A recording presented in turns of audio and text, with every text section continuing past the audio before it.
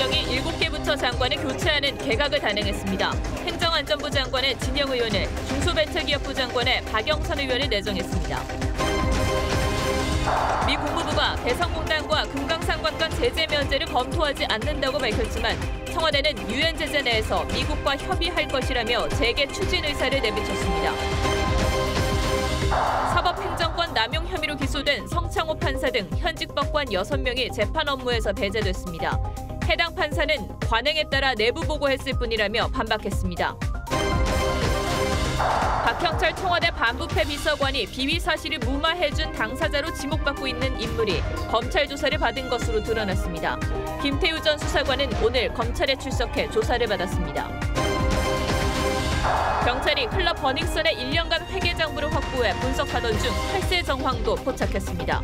예를 들어 100만 원씩 출시키면 현금으로 결제하면 저한테 떨어지는 게 한 16%, 뭐 카드로 하면 14%, 뭐 이런 식이죠. 울산의 한 양로원에서 70대 남성이 함께 생활하던 남성 4명에게 흉기를 휘두른 뒤 투신에 숨지는 일이 발생했습니다. 부딪히노 이렇게 합니다. 그것이 흥분한 것 같아요.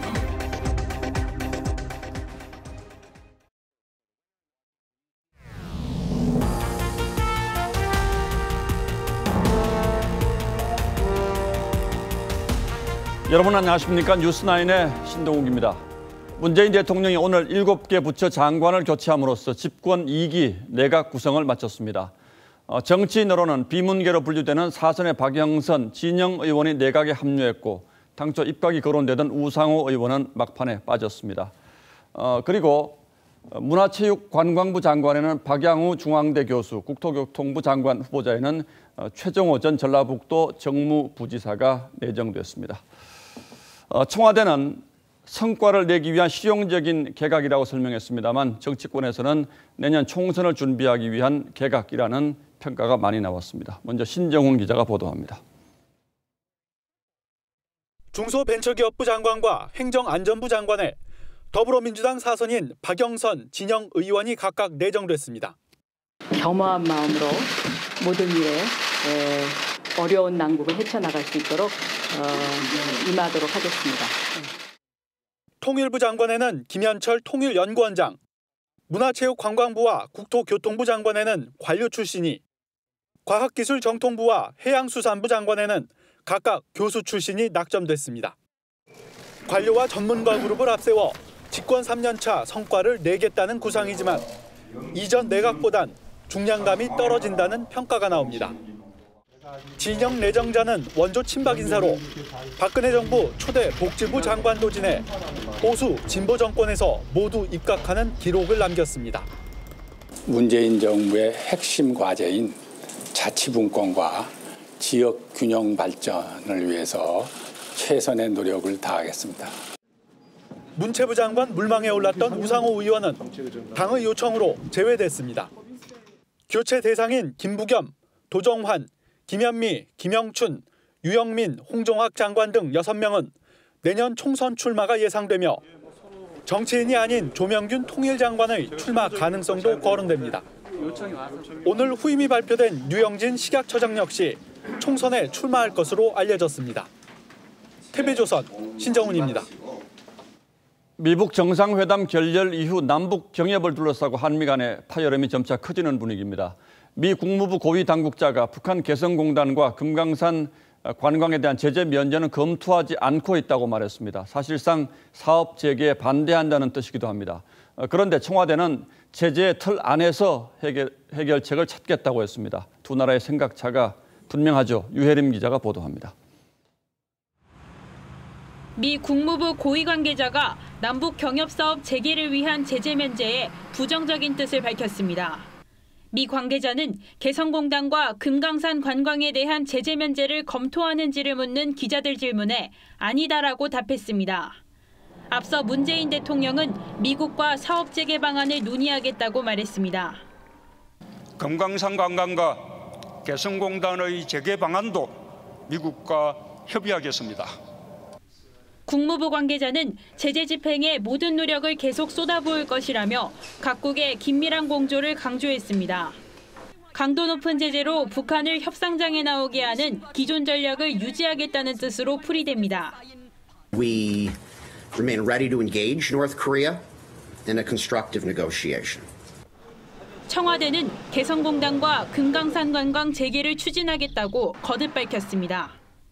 청와대 고위 관계자는 국제사회의 제재 틀 안에서 특히 동맹국인 미국과 조심스럽게 잘 협의할 것이라고 밝혔습니다.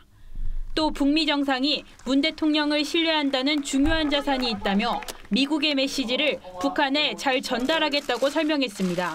TV조선 유혜림입니다. 예, 이 미묘한 문제와 관련해서 저희가 단독으로 입수한 정보가 하나 있어서 지금부터 보도하겠습니다. 최근 미국 대사관에 미 재무부의 대북 제재 담당자가 새로 부임해 왔다고 합니다. 국무부가 아닌 재무부 직원이 대사관으로 파견을 나온 것도 이례적이고 또 앞서 보도해드린 것처럼 대북 경협 문제에 대해서 한미 간에 이견이 노출되고 있는 시점이어서 이번 인사가 예사롭지 않게 느껴집니다. 이채연 기자가 보도합니다. 올해 초 주한 미국 대사관에 미국 재무부 소속 대북 제재 담당자가 정식으로 파견됐다고 정부 관계자가 말했습니다. 일시적 방안이 아닌 대사관 소속으로 일하고 있고 몇 년간 파견 근무를 하게 된다고 했습니다. 이 직원은 40대의 한국계 미국인으로 사무관급으로 전해졌습니다. 미국 재무부 직원의 한국 파견 근무는 이례적입니다. 한미 워킹그룹과 함께 양국 정부 간 소통을 원활히 한다는 취지지만 주요 임무는 대북 경협에 나서는 한국 기업의 제재 준수 여부를 점검하는 것으로 알려졌습니다. 주한미군에는 재무부 제재 시행팀 인사가 파견됐습니다. 외교소식통은 미국이 한국 정부를 통하지 않고 민간 기업들을 직접 상대하고 있다며 민간 기업들의 대북 제재 위반 사례를 포착했는데 백악관에서 정무적 판단으로 경고에 그치고 있다고 했습니다.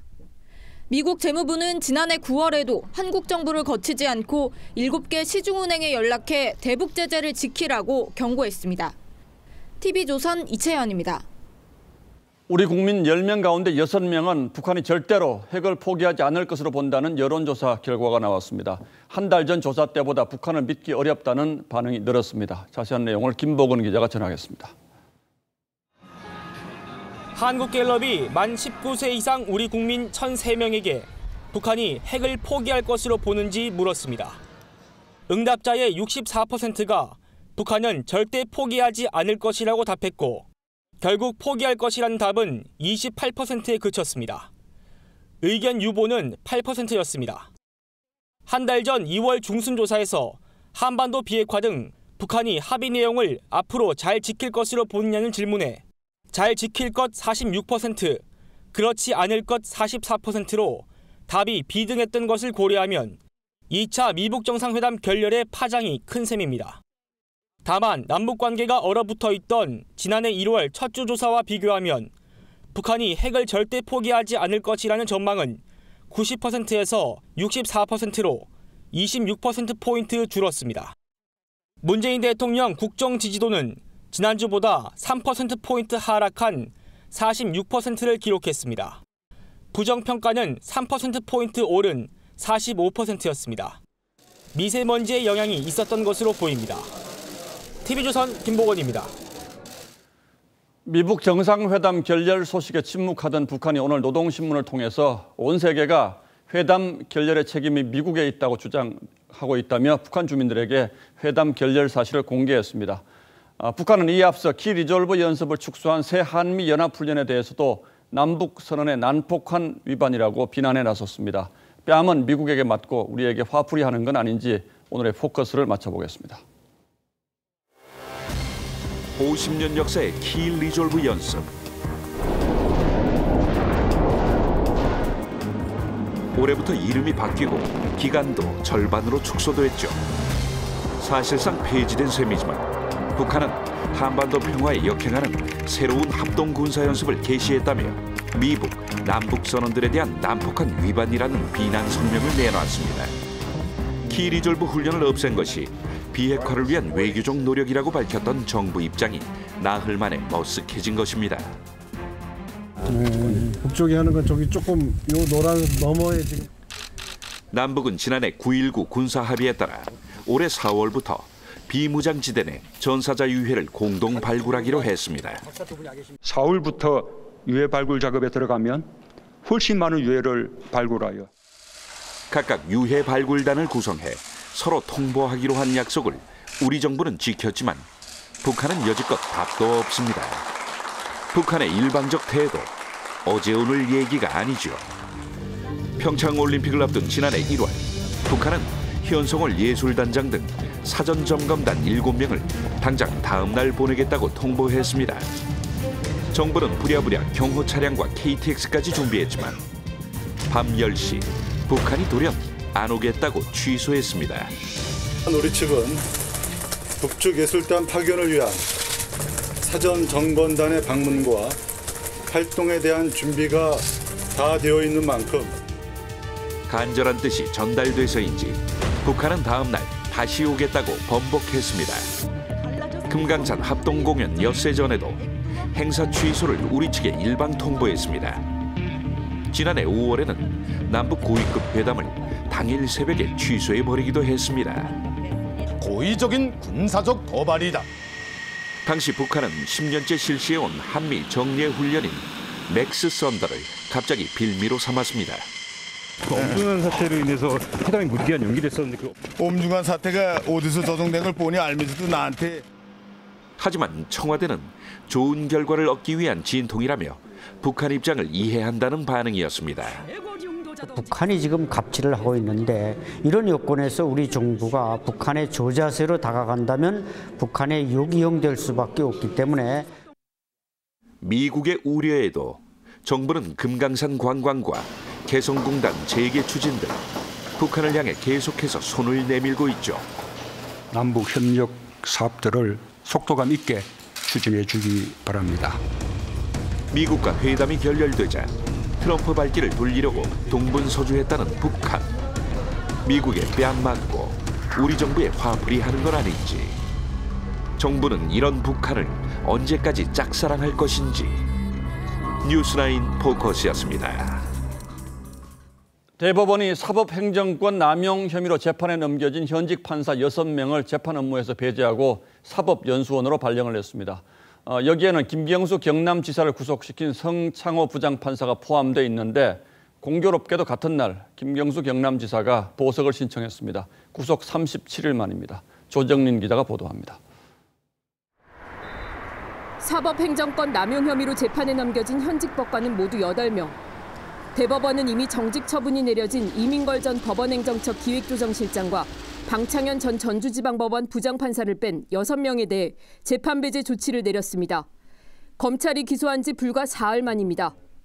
심상철 수원지법 성남지원 부장판사를 비롯해 임성근, 신광열, 이태종 서울고법 부장판사 등입니다.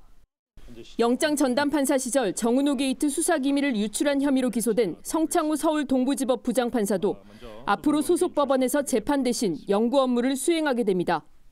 기한은 8월 말까지로 서울고법 소속 법관들은 사법연수원으로 보내집니다. 공정성을 위해 재판이 이뤄지는 서울중앙지방법원에서 떼어놓으려는 겁니다. 대법원 측은 문자 공지를 통해 형사재판을 받게 될 법관이 계속해서 재판 업무를 맡는다는 사실 자체만으로도 국민 신뢰에 부정적인 영향을 미칠 수 있다는 각계 우려를 무겁게 받아들여 이뤄진 조치라고 설명했습니다. 김명수 대법원장은 말을 아꼈습니다. 비위 통보 법관에 대한 처분은 언제쯤 결정됩니까? 시가 좀 늦은 거 아니냐 이런. 대법원은 검찰로부터 비위 사실을 통보받은 나머지 법관들에 대한 징계 청구와 재판 배제 여부도 신속하게 결정하겠다고 했습니다. TV조선 조정린입니다.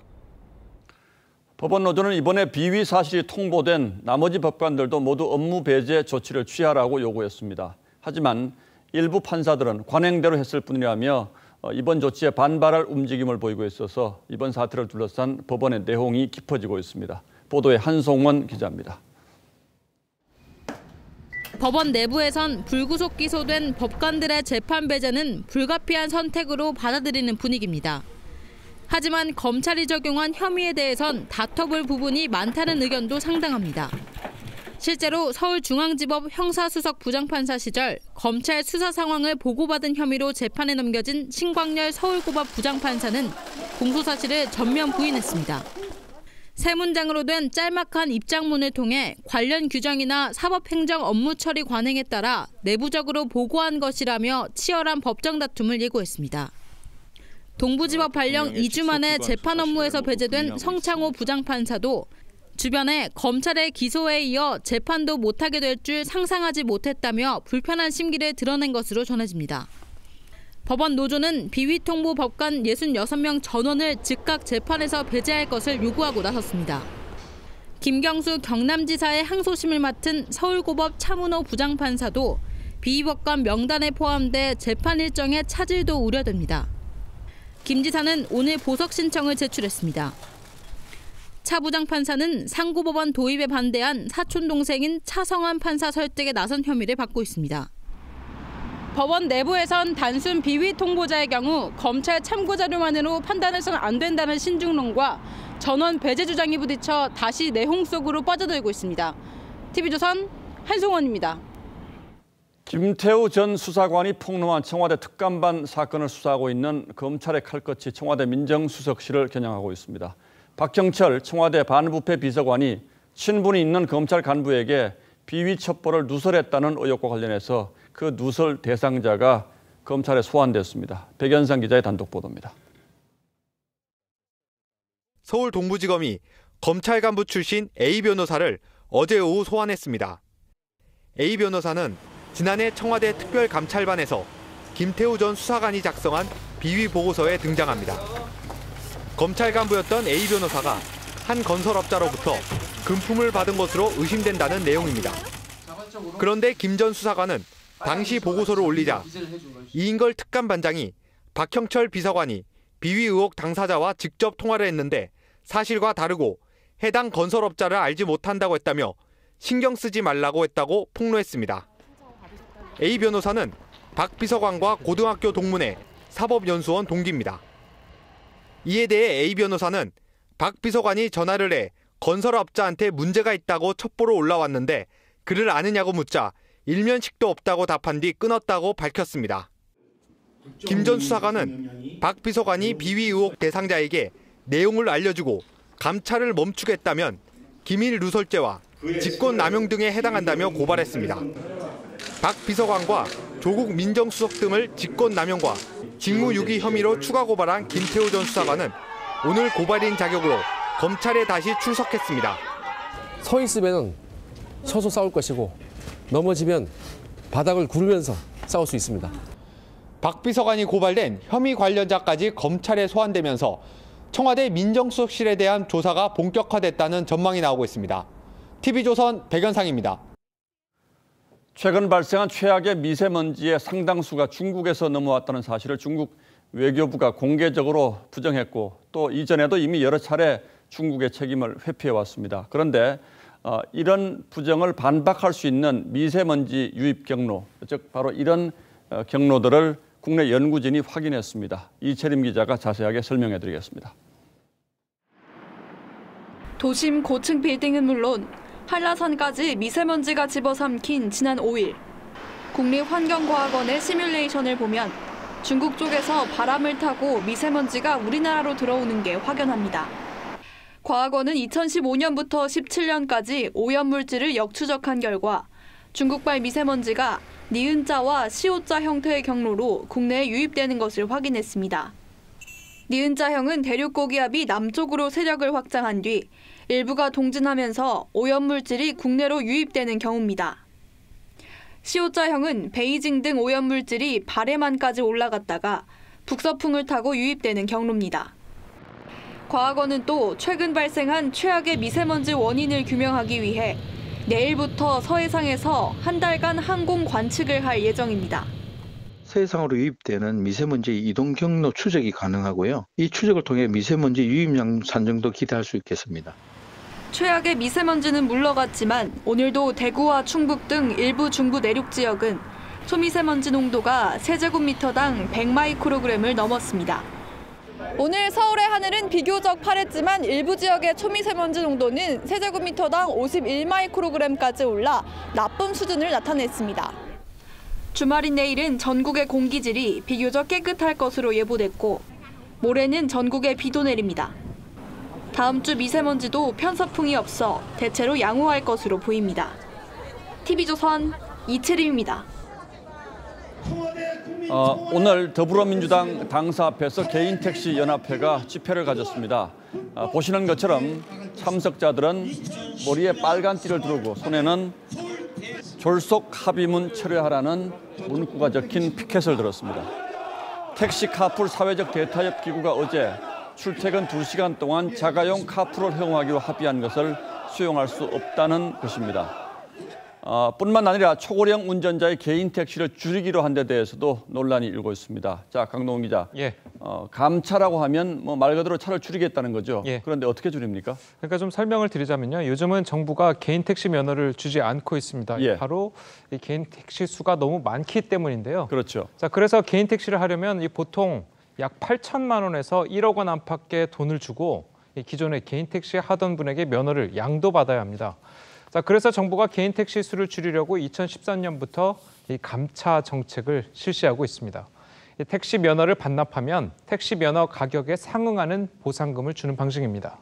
자, 그런데 반납하는 사람이 별로 없어서 이 초고령이라는 단어를 붙여서 감차를 하려고 하는 겁니다. 그러니까 쉽게 얘기하면 정부가 보조금을 주고 초고령 운전자들의 개인 택시 면허를 사드리겠다 뭐 이런 뜻이군요. 예. 그런데 초고령자라는 기준은 뭡니까?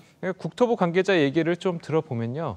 75세 정도를 기준으로 생각하고 있다. 이렇게 이야기하고 있지만 아직 사회적 대타협 기구에서는 합의되지 않았습니다.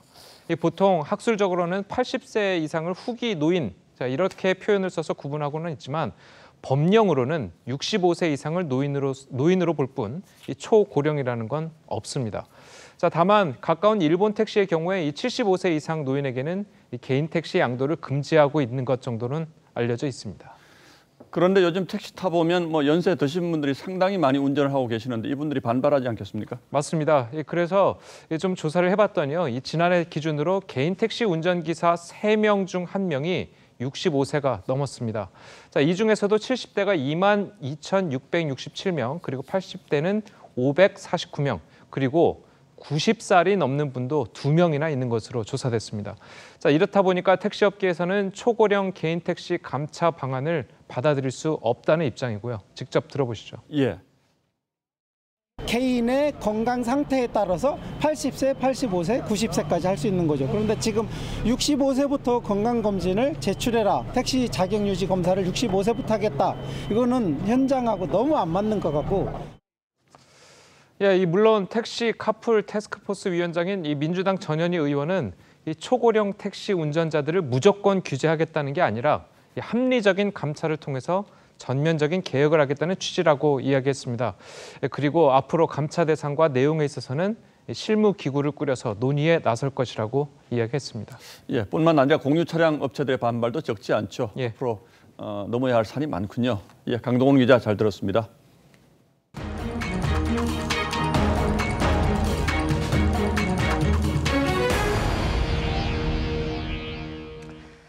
클럽 버닝썬에서 이번엔 탈세 의혹이 나왔습니다.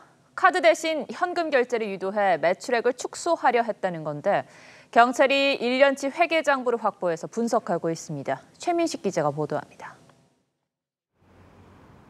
지난해 2월 문을 연 클럽 버닝썬. 고급 샴페인과 양주 등으로 구성된 1억 원짜리 만수르 세트 등 고가의 메뉴를 내놓으며 SNS상에서 화제가 됐고 금세 강남 유명 클럽으로 등극했습니다. 옛날에 한 2억짜리 시켰을 때는 그건 중국산으로 알고 있거든요. 그런데 이 같은 고가의 메뉴를 통해 탈세를 시도했다는 의혹이 제기됐습니다. 세무당국 조사에 대비해 가격을 낮춘 가짜 메뉴판을 만들었다는 겁니다. 또 술값을 현금으로 내도록 유도하거나 영업사원들의 개인 통장으로 입금받는 방식으로 매출 규모를 줄였다는 의심입니다. 이제 예를 들어 100만 원씩 술을 시키면 현금으로 결제하면 저한테 떨어지는 게 한 16%, 뭐 카드로 하면 14%, 뭐 이런 식이죠. 경찰은 지난달 압수수색에서 버닝썬의 1년치 회계장부와 가짜 메뉴판 등을 확보하고 탈세 의혹에 대한 사실관계 확인에 나섰습니다. 특히 경찰은 버닝썬 측이 경찰관들에게 돈을 전달했다는 의혹과 관련해 매출을 축소해 남은 자금이 사용됐는지 들여다보고 있습니다. 버닝썬의 탈세 의혹이 제기됨에 따라 국세청도 나설 것으로 보입니다. 명백한 뭐 틀린 혐의가 있으면 다각적으로 검토해서 뭐 적정 처리하지 않겠어요. 버닝썬 측은 아직 세금 신고서를 제출하지 않은 상태라며 제기된 의혹은 모두 사실이 아니라고 밝혔습니다. TV조선 최민식입니다. 이런 가운데 오늘 세계 여성의 날을 맞아 여성단체들이 버닝썬 앞에서 집회를 열고 있습니다. 버닝썬뿐 아니라 다른 클럽에서도 약물을 이용한 성범죄가 빈번하다며 비판에 나섰는데요. 현장에 나가 있는 취재기자 연결해 보겠습니다. 자, 윤재민 기자, 집회가 진행 중입니까? 네, 지금 폐업한 클럽 버닝썬 앞에는 여성단체 회원 등 300여 명이 모여 있습니다. 오늘 세계 여성의 날을 맞아 클럽 안에서 벌어지는 약물 성범죄를 규탄하기 위해서입니다. 지금은 성범죄 걱정 없이 안전하게 즐길 수 있는 공간을 만든다는 의미에서 야외에서 음악을 켜고 춤을 추고 있습니다. 집회는 조금 전인 밤 9시쯤 시작됐는데요. 참가자들은 앞서 강남의 또 다른 유명 클럽이 있는 신사역 앞에서 사전 집회를 열고 이곳까지 행진했습니다. 클럽 안에서 일상적으로 성폭력이 일어난다고 주장하며 이를 근절하자는 퍼포먼스도 벌였습니다.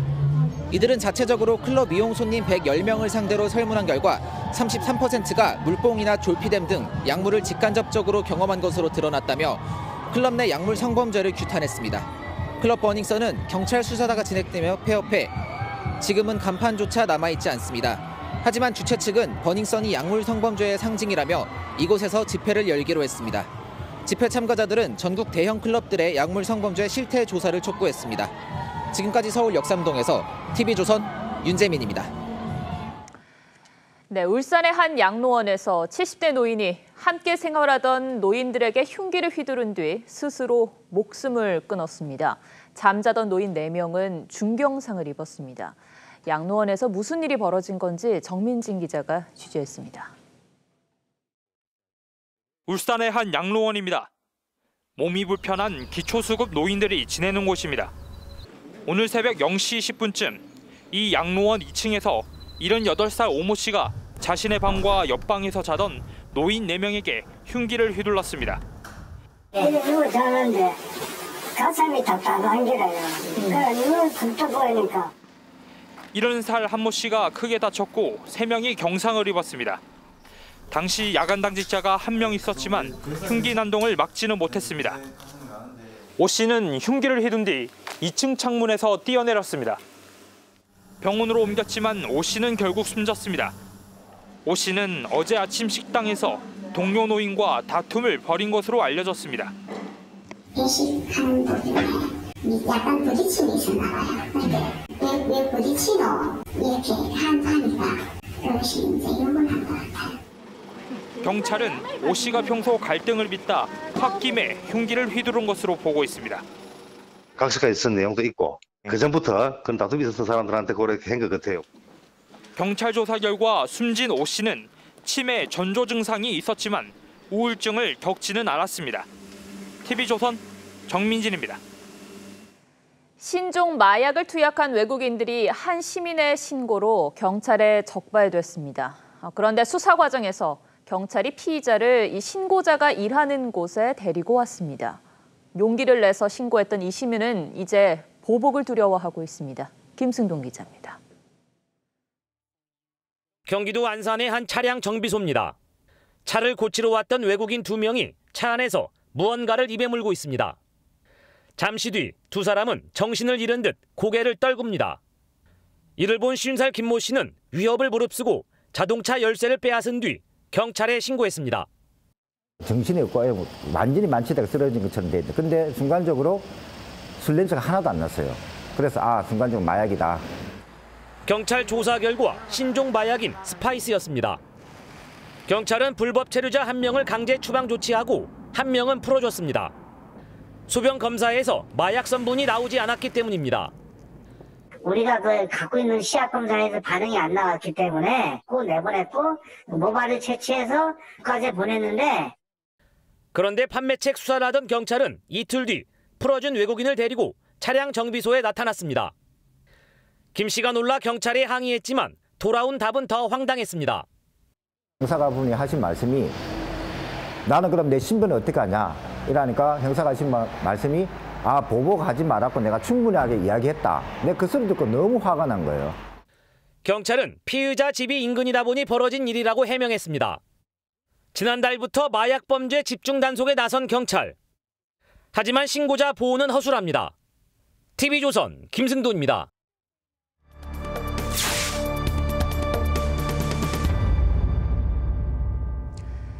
우리 사회의 외로움의 문제를 짚어보는 시간. 오늘은 그 마지막으로 취재기자의 체험기를 전해드리려고 합니다.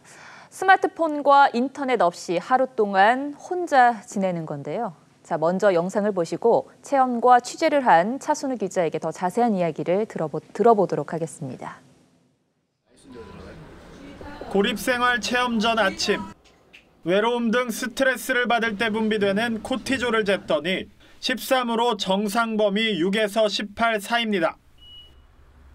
서울 시내 한 모텔에서 고립생활을 시작합니다. 휴대전화와 컴퓨터를 반납하고 인터넷과 TV도 끊었습니다. 지금부터 외부와 소통 없이 홀로 지내보겠습니다. 해방감도 잠시. 지루함에 냉장고를 열어보고 음료수도 찾아 마십니다. 남들은 뭐하나 한참 동안 창밖을 내다봅니다. 습관적으로 보던 휴대전화는 곁에 없고 휴대폰 연락을 하지 않다 보니 조금 어색한 느낌이 들고 있습니다. 지루함에 지쳐 잠이 듭니다. 한참을 잔 것 같은데 지나간 시간은 고작 40분.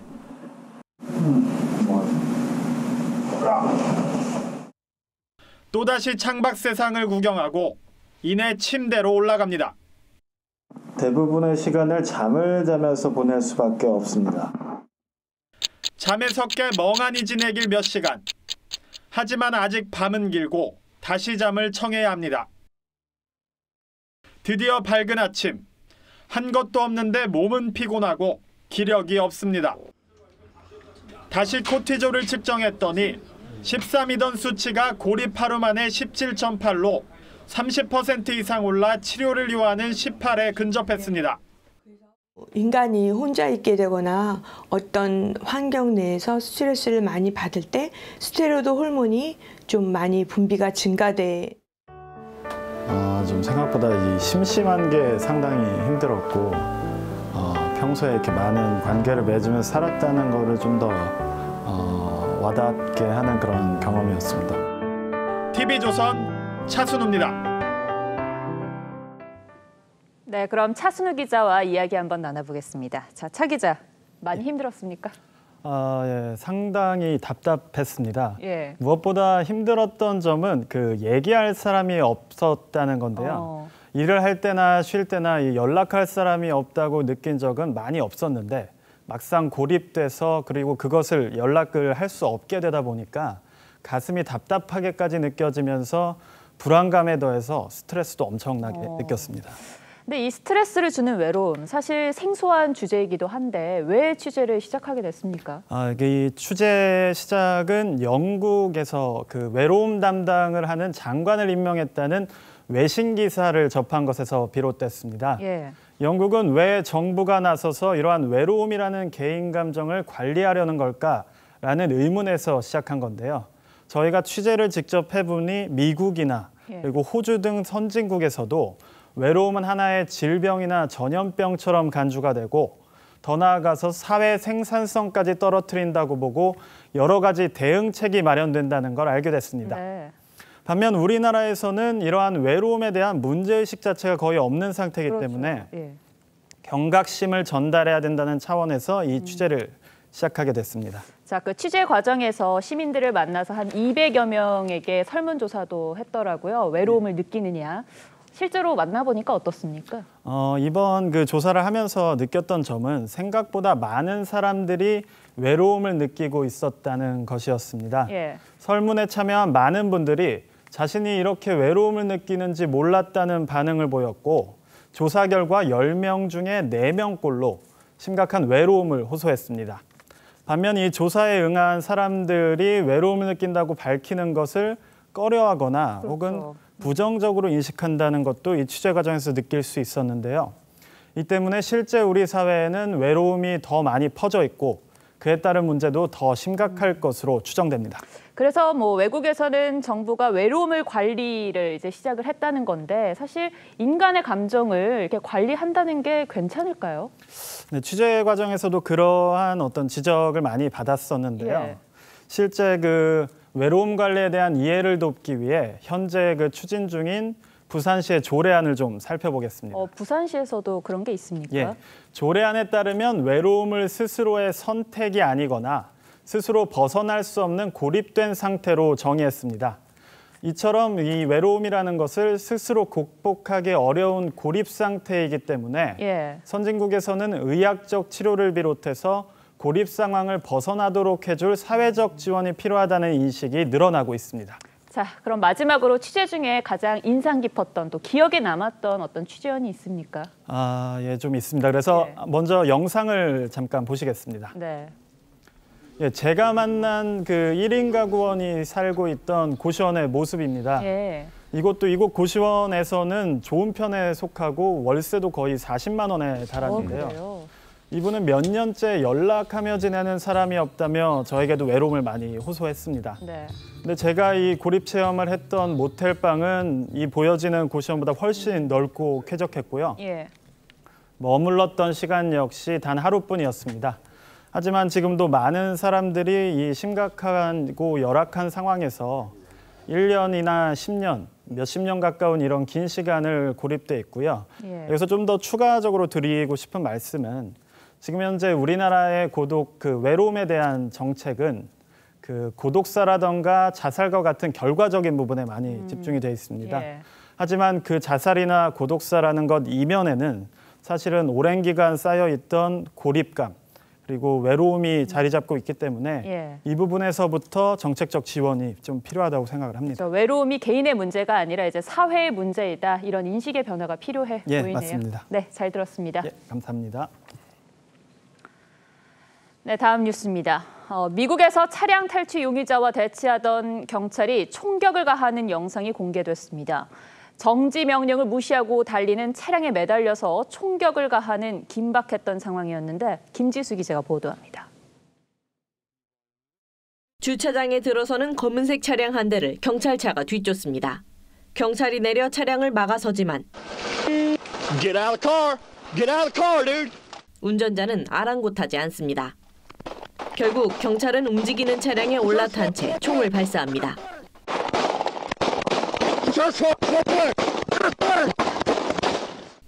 최소 15발을 맞고서야 멈춰선 차량. 차량 탈취 용의자인 30살 남성 브래들리 블랙셔는 현장에서 숨졌고 경찰은 무릎을 다쳤습니다. 경찰은 지난달 22일 벌어진 사건의 영상을 2주 만에 공개했습니다. purpose of this video is to provide transparency to the citizens of Little Rock and to provide a better understanding of what occurred based on the information that we have at this time. 블랙셔 측 변호사는 차량이 천천히 움직였고 블랙셔가 도난 차량이라는 사실을 알고 운전했다는 증거가 없다면서 조사를 촉구했습니다. That out of respect to the family of Bradley Blackshire, they have reviewed all videos earlier this morning. 경찰은 수사 결과를 검찰에 넘겼고 FBI 역시 이 사건을 조사 중이라고 밝혔습니다. TV조선 김지수입니다. 현대중공업의 대우조선해양 인수가 확정되면서 세계 1, 2위를 합친 매머더급 조선사가 탄생하게 됐습니다. 그러나 두 회사 노조가 강력하게 반발하고 있고 세계 30여 개국에서 기업 결합 심사도 받아야 하기 때문에 여전히 앞길은 험난합니다. 보도에 김지아 기자입니다. 20년 만에 대우조선해양 민영화 계약서에 서명이 이뤄집니다. 새 이름은 가칭 한국조선해양. 현대중공업그룹 산하에 중간 지주사를 만들고 산업은행이 지분을 출자하는 방식입니다. 현대중공업그룹은 세계 시장 점유율 20%로 2위와 3배 이상 격차를 벌리는 매머드급 조선사가 됩니다. 현대중공업과 산업은행은 고용 안정과 기존 협력사 거래 유지 등을 약속했습니다. 대한민국 조선업의 새 전기가 마련될 수 있도록 많은 분들의 협조와 지지를 부탁드립니다. 하지만 양사 노조는 강력히 반발했습니다.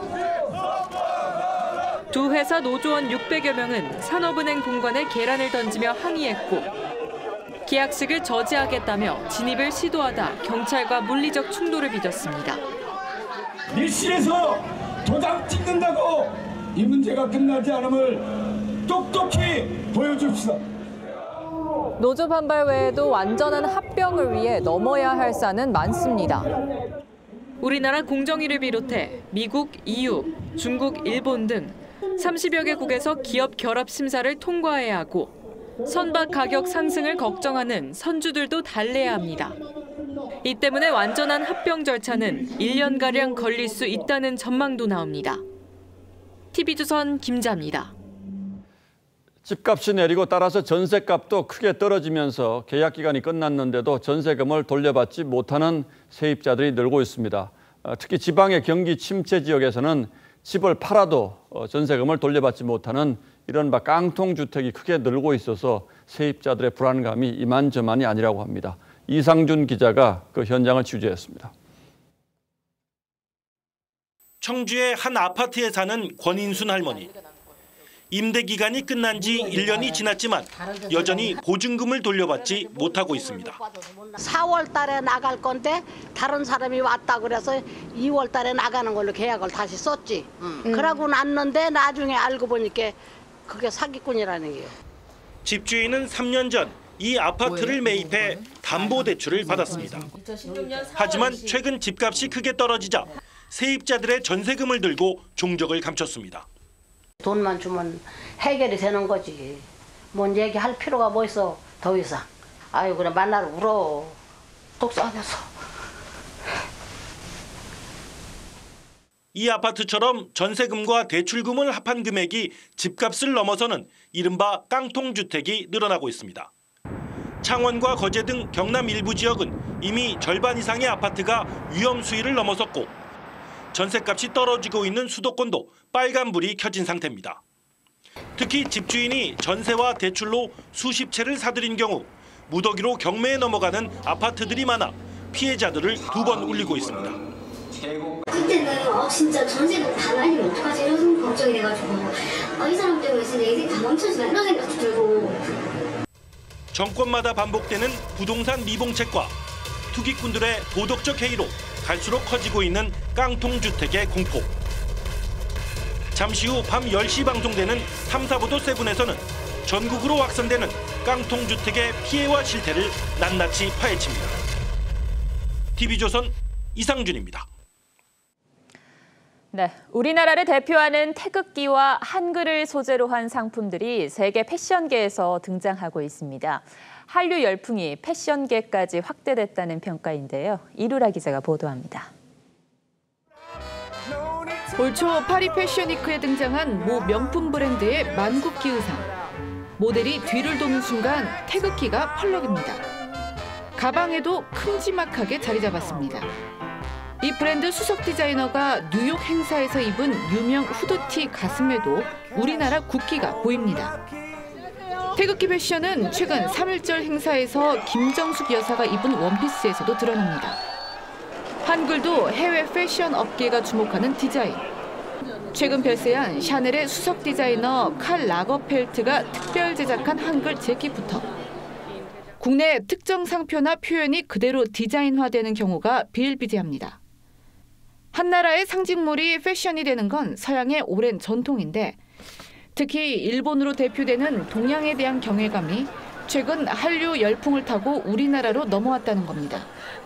K-팝을 비롯한 이 한국의 대중문화가 세계적으로 인기를 끌면서 한국의 어떤 전통 문화 기호들이 새로운 취향을 좀 충족시켜가고 있지 않나. 가장 한국적인 것이 가장 세계적이라는 말. 태극기와 한글이 입증하고 있습니다. TV조선 이루라입니다. 프로배구 대한항공이 정규리그 우승을 확정짓고 챔피언 결정전에 직행했습니다. 토종 공격수 정지석과 곽승석을 앞세워 이제 사상 첫 통합 우승에 도전합니다. 신유만 기자입니다. 가스파리니의 스파이크가 마지막 득점으로 이어지자 축포가 터지고 관중들이 환호합니다.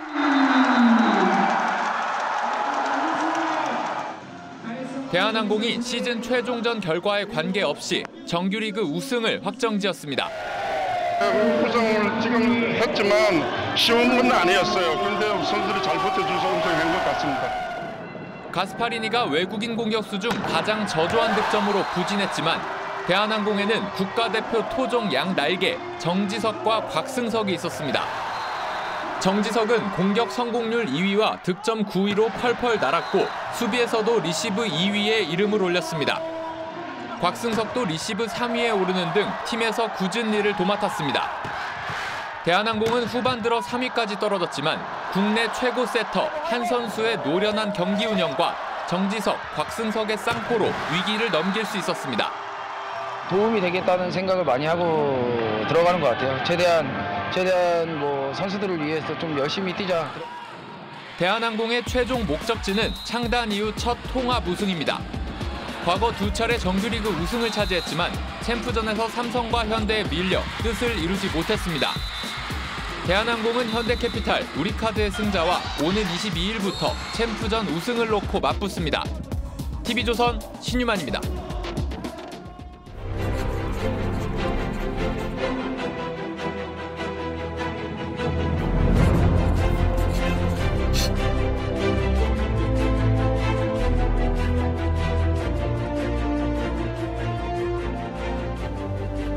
가을이면 연어가 돌아옵니다. 차디찬 북양의 바닷길 10,000km를 헤엄쳐 옵니다. 어미의 최치를 찾아 어머니의 강 모천에 안깁니다. 알을 낳고 기진한 연어는 죽어 널브러지고 그 위로 겨울이 찾아옵니다. 강은 물이 얼지 말라고 이불 같은 얼음장을 덮어주고 겨우내 연어 알을 키웁니다. 푸른 얼음장에 누군가 돌을 던질 때마다 소리내 쩡쩡 웁니다. 봄이 올 때까지는 조심하라고 가슴 깊은 곳에서 연어가 자라고 있다고. 그리고 봄이 왔습니다. 윤회처럼 연어의 회귀를 꿈꾸는 사람들이 강가에 나와 어린 연어 10만 마리를 풀었습니다. 이렇게 말이죠. 양양 남대천도 삼척 50천도 아닙니다.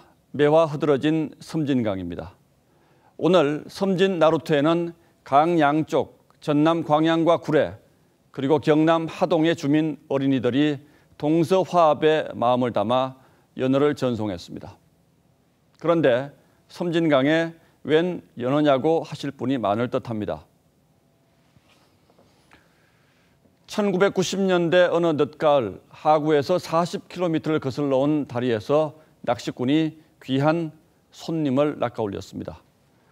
섬진강에서는 30년 전에 끊겨 동해안에만 오는 줄 알았던 바로 연어였습니다. 희망을 본 남도 사람들은 양양에서 어린 연어를 얻어와 1998년부터 방류를 시작했습니다. 3년 뒤 18마리를 시작으로 해마다 200에서 700마리가 돌아왔습니다. 양양에서 부산까지 연어를 방류하는 강 7곳 중에 4번째로 많습니다. 하구에 쳐둔 그물을 줄이고 수중보를 뚫어 고기 다니는 길 어도를 내고 강물을 깨끗하게 지킨 덕분이죠. 오는 길이 가장 멀고 험난한 섬진강 연어의 회귀는 생태계 복원이라는 더 큰 의미를 지닙니다. 거기에 영원한 화합이라는 뜻까지 더해 꽃보다 반가운 봄 소식입니다. 어린 연어들은 곧장 바다로 나가지 않고 한 달 보름을 머물며 섬진강의 냄새를 몸에 새깁니다. 슬프도록 아름다운 업보입니다. 그리고 가을이면 불놀이 같은 지리산 단풍의 마중을 받으며 돌아올 겁니다. 3월 8일 앵커의 시선은 섬진강 연어의 꿈이었습니다.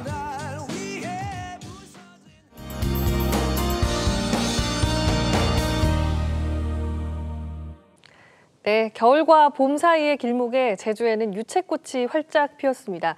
이번 주는 이 미세먼지 때문에 예쁜 봄꽃 풍경을 보러 나가기가 힘들었는데요. 내일은 괜찮을 것 같습니다. 전국의 미세먼지 농도 보통 수준 예상되는데요. 오전에 일시적으로 조금 농도가 오를 수는 있습니다. 그런데 모레는 비가 오면서 바깥 활동하기엔 좀 어려울 것 같은데요. 내일 오후 제주부터 시작돼 밤에는 전남으로 확대가 되겠습니다. 비의 양은 대체로 남부지방에 집중되겠는데요. 최고 50mm까지 내리겠고 제주와 경남 해안 지역은 30에서 80mm, 제주 산지는 150mm 이상 내릴 것으로 보입니다. 내일은 다른 지역 구름만 많겠습니다.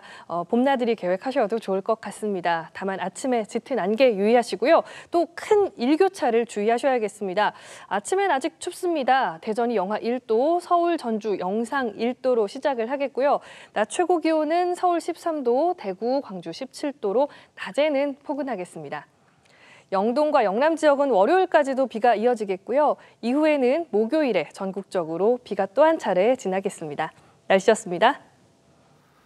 예, 집권 2기를 맞아서 실적을 내기 위해서 개각을 단행했다는 청와대 설명을 굳이 정치적으로 해석할 필요는 일단 없을 듯합니다. 다만 실적을 내기 위해서라면 그동안 청와대로 과도하게 집중된 경제 권력을 시장에 돌려주고 장관들에게도 충분한 권한을 부여하는 실질적인 조치가 뒤따라야 한다는 점을 강조하고 싶습니다. 네, 금요일 뉴스9 여기서 마칩니다. 고맙습니다.